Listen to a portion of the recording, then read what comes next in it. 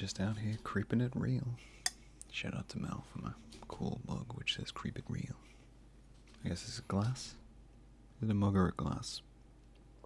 What defines a mug or a glass? These are big questions.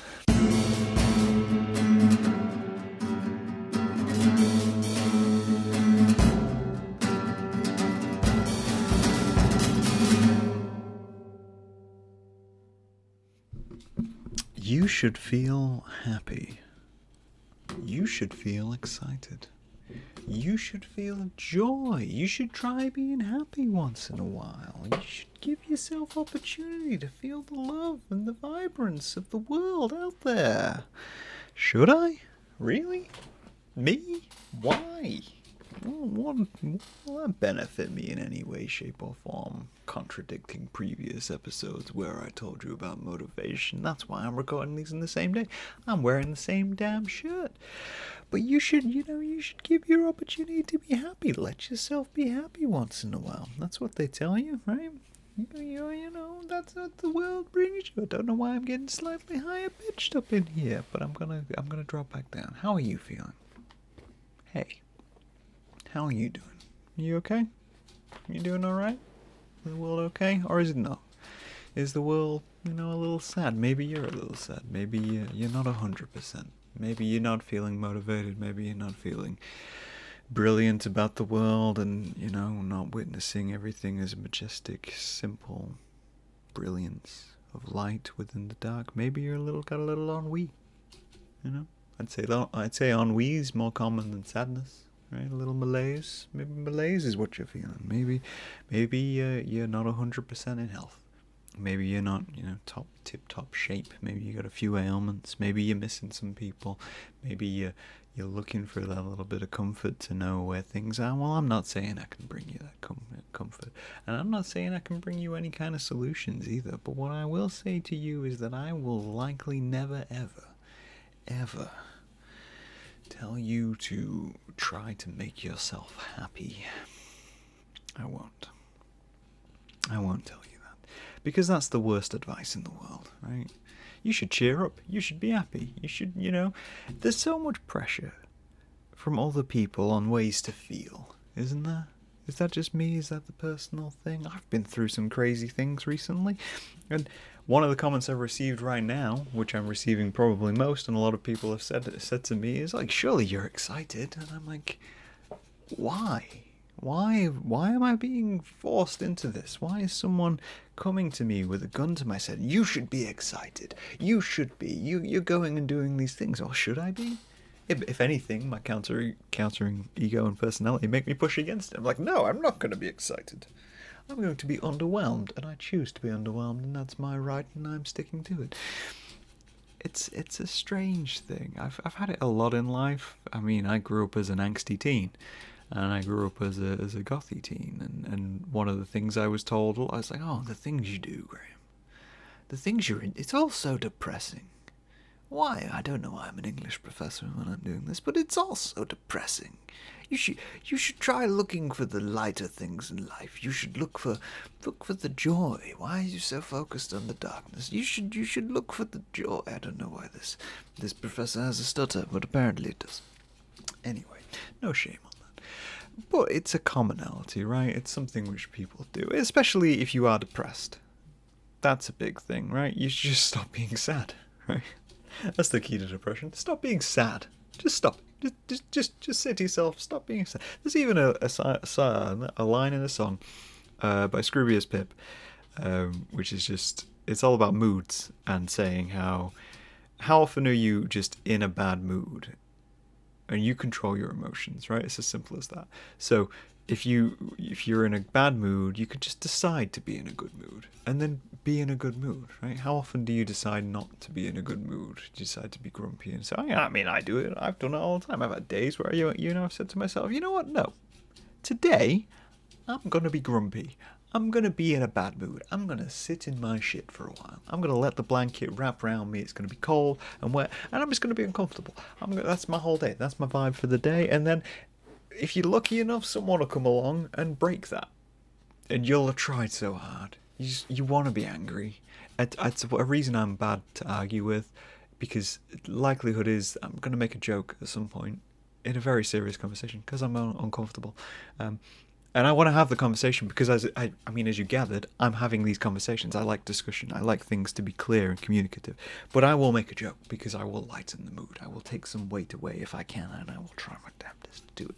But, you can decide to be in a good mood. You can decide to be in a bad mood. But if you're depressed, if you're sad about things, the amount of people who will just try and drag you out of it is high. It's a high stakes game, and it's a high scale. And you know what? They mean well. Friends do. They always do. They'll try their best. I've said try like 1,000 times.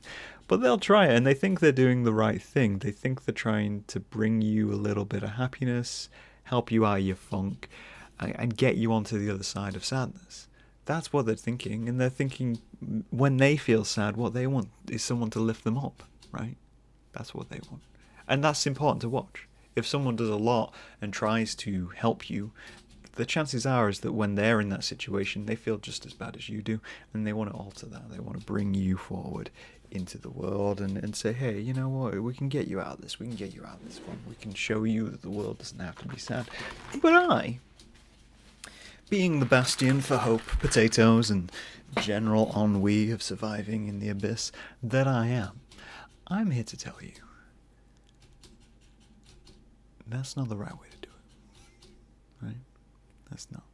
Because how often have you said to yourself, you know what, I'm depressed, and accepted that? Just accepted that you're sad, that you're not happy, that you're not living in a situation which makes you joyful, that something is upsetting you, and then made a decision and a change only after accepting that you're depressed, right? That, to me, is the key. Because the chances are you might be in a situation where you don't know you're sad. You don't know that you're unhappy because you're comfortable, you're balanced, things are flatlined. And when things are flatlined, there's no dynamics. So you don't recognize joy and you don't recognize sad anymore because you're just there. You're just kind of floating. And that's what I was saying about happiness. When we were missold happiness, we were told that it's this roller coaster of up, up, up, and up. Well, not really. It's a roller coaster of contentment. If you really want it, you're comfortable. You're not unhappy. You're not sad. Well, the same can be said for sadness. The same can be said when you think about being sad. If it's just there, but you're not really developing, not really bringing yourself any joy. And when you recognize that, and you recognize that you're in this kind of placement, that's when you make changes. That's when you alter your life. I've been in situations where I've said to myself, you know what? There is a fair chance that I'm depressed. There is a fair chance that I am on the brink of something much, much darker than I recognize. And it is only at that point when I've made alterations to my life and done things and changed things and listened to myself and my body, because up to that point I wasn't, and all I was actually doing was gradually declining. Now, obviously there's always going to be exceptions to this rule, but I just want to say that there's almost like the methodology, and I titled this podcast is that when someone comes to you and tries to bring you out and bring you more and bring you happy, there is a pushback you can do in that you're not finished being sad. And sometimes we need that, right? Sometimes we need to give ourselves opportunity to just be drenched in black, drenched in the absolute worst of ourselves. Because if we don't know when it happens, and it'll cripple you when you do hit rock bottom. Right? I think there's an extreme beauty in being sad with yourself, right? In allowing yourself the opportunity to just be a bit depressed. It's something I use to actually create work, is that if I have a depressive feeling and I have something like that, I latch onto it and I let myself stew in it a little bit. I let myself engage with it, because the more I engage with it, the more I understand it. And I think that's an important factor for people. It's almost like the better the devil you know, right? You know, keep your enemies close kind of situation. If your enemy is the depression, you should look at that depression and go, okay, well, if we're going to live together, you know, I'm going to need to know what cupboard you put in the pie in. I'm going to need to know where you keep your ketchup. Is it in the fridge? Is it in the cupboard? You know, I want to know all these ins and outs about you. And the only way I'm going to do that is sitting with you once in a while and having a little moment. And also, it allows you to appreciate the good moments, right? There's a line in South Park about it, where there's a character named Butters, and Butters has a girlfriend and gets dumped. And he's spoke to by some goth kids who are like, hey, you're depressed, you should come and hang out with us, and we're depressed because it's cool to be depressed, right? That's the whole vibe when you're a teenage goth. It's cool to be depressed, so we should be depressed even though we're enjoying hanging out and being friends and all that kind of stuff. But it's cool, and Butter says to himself, well, no, you know, I don't mind being sad. I don't mind having these heart-wrenching moments, as it were. I'm paraphrasing massively here. But because there's a beauty in the fact that I was so happy at one point in my life that I feel so bad now. And to me, that's the beauty of it, right? If you're in a situation where you're having extreme sadness and depression, the chances are, and it's come on to you quickly, the chances are that at some point in your life, at some point previous, you had a moment of happiness, something which was so beautiful to you, and something which was so loving that not having it made you feel this bad. And whilst it's extremely sad that those things have happened, and you have lost those things, you've still got all the memories of the great things. And you've still got some yardstick now to the future, right? It's like enjoying yourself and depressing yourself have to go hand in hand. You have to balance it out. You have to allow yourself the downs as well as the ups. You have to explore the little abyss inside you to allow that movement on. I'm not saying don't try and cheer friends up, by the way. I don't want to be misconstrued. I'm not saying let your friends be depressed. But what I'm saying is, if your friend is self-aware and your friends are aware enough that they are in these situations, chances are they might just want to stay in it for a little bit. There's a great song by Mike Skinner from the Streets called Empty Cans. And it's all about him going through a bunch of stuff, right? It's all about him going through a whole range of emotions and like cacophony of series of events. If you ever listen to The Streets, I can't remember which album it is. It might be A Grand Don't Come For Free, but it's basically a story album. It's an album with a narrative, and the last track is called Empty Cans, and it is told from two perspectives, right? It's two stories in one, and it's basically a guy who's been through all this shit and then gets to sit in his house and he's pissed off.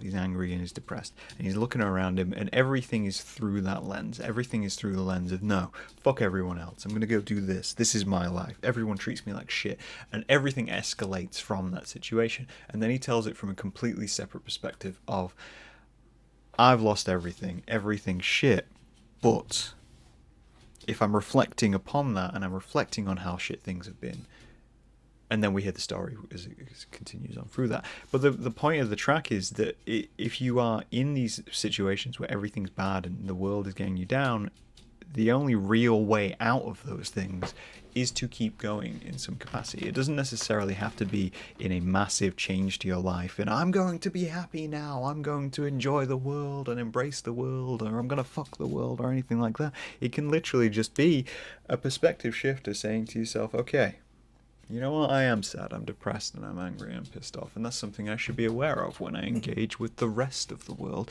because the rest of the world isn't you either, right? The rest of the world isn't going through what you're going through, and I've said this before, you can't make someone feel bad by saying you should feel bad. You just can't. In the same sense, you can't make someone happy by saying you should be happy. You can't force that emotion.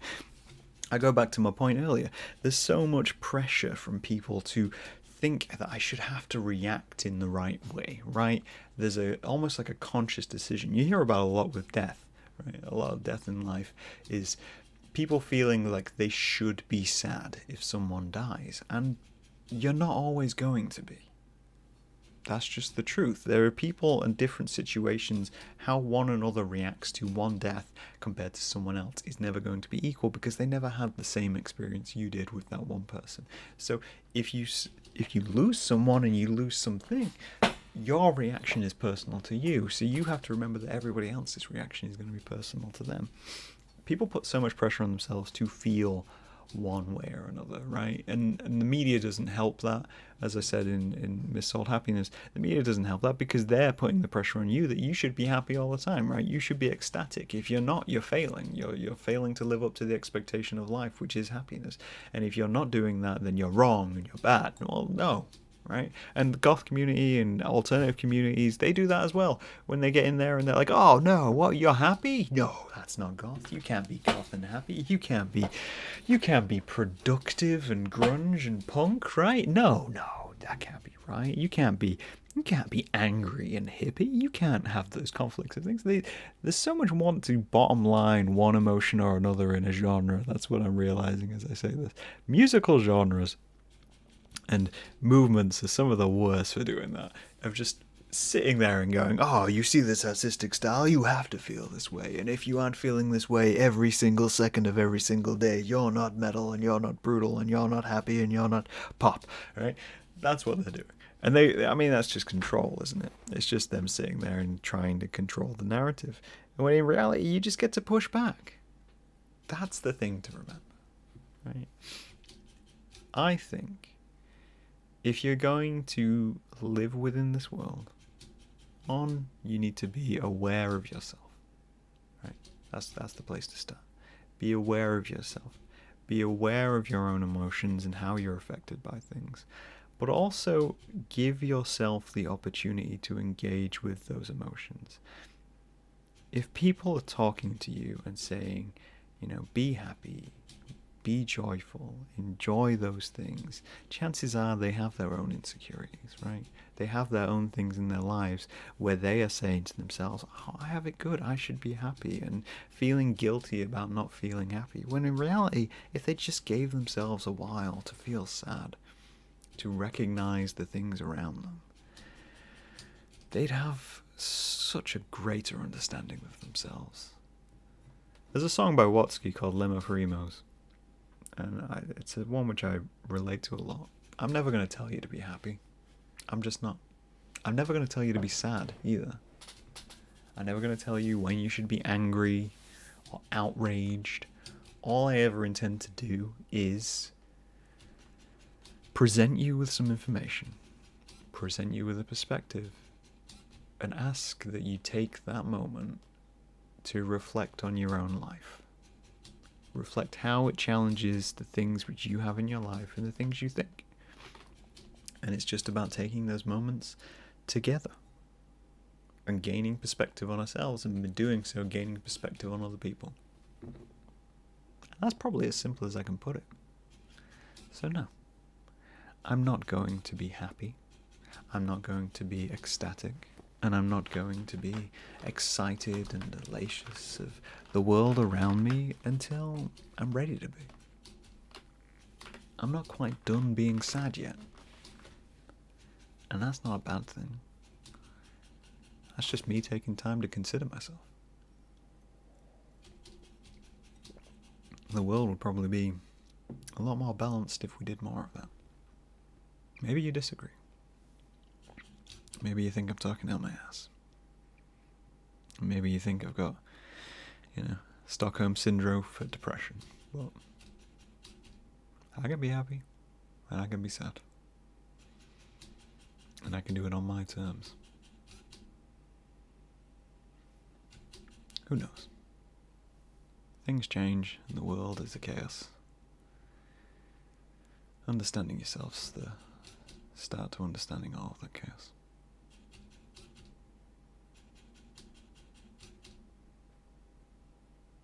Let's be sad for a moment. I'll talk to you guys later. Bye.